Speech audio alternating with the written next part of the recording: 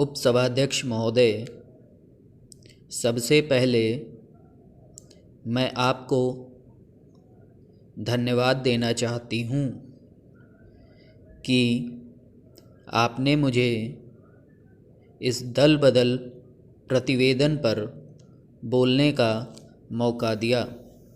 इसके बाद मैं मंत्री महोदय को धन्यवाद देना चाहती हूँ कि आज इस तरह की चर्चा की बहुत ज़रूरत थी, क्योंकि आज हमारे देश में जो परिस्थिति पैदा हो रही है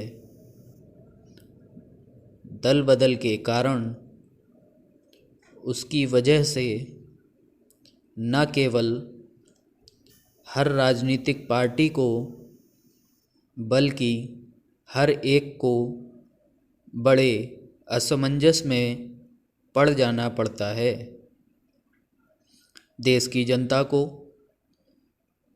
प्रजातंत्र के ऊपर जो एक बड़ी आस्था थी, जो एक बड़ा विश्वास था, वह आज भी यह देखने लगी है कि जिस व्यक्ति को, जिस पार्टी के आदमी को चुनकर हम भेजते हैं, जिन सिद्धांतों के ऊपर वह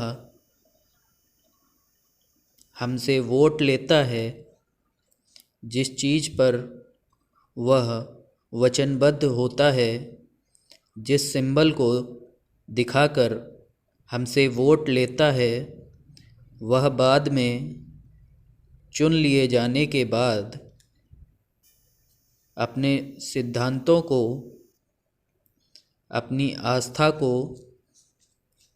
अपने नियमों को और अपने सिंबल की कोई परवाह नहीं करता है और अपनी पार्टी को छोड़कर दूसरी पार्टी में जा सकता है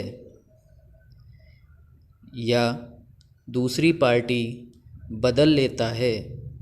तो यह बात हमारे जनतंत्र के लिए न केवल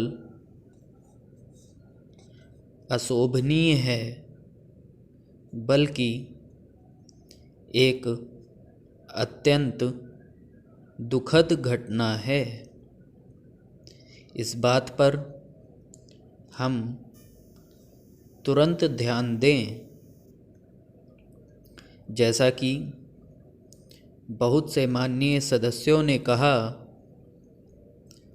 और मैं भी इस बात से इनकार नहीं करती हूँ कि जहाँ इस बात के लिए दूसरी पार्टियाँ जिम्मेदार हैं, वहाँ कांग्रेस पार्टी भी इससे अछूती नहीं है।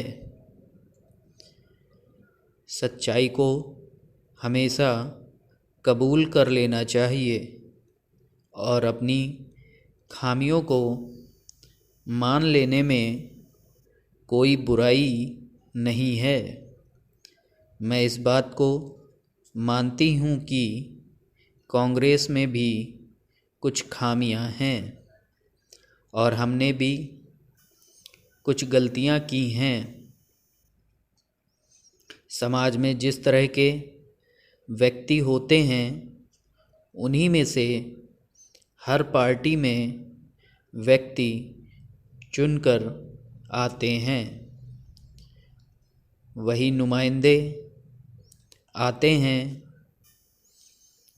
इस तरह की कमज़ोरी चाहे कांग्रेस पार्टी में हो, चाहे दूसरी पार्टी में हो, इस तरह की कमज़ोरी हर पार्टी के व्यक्ति के अंदर है।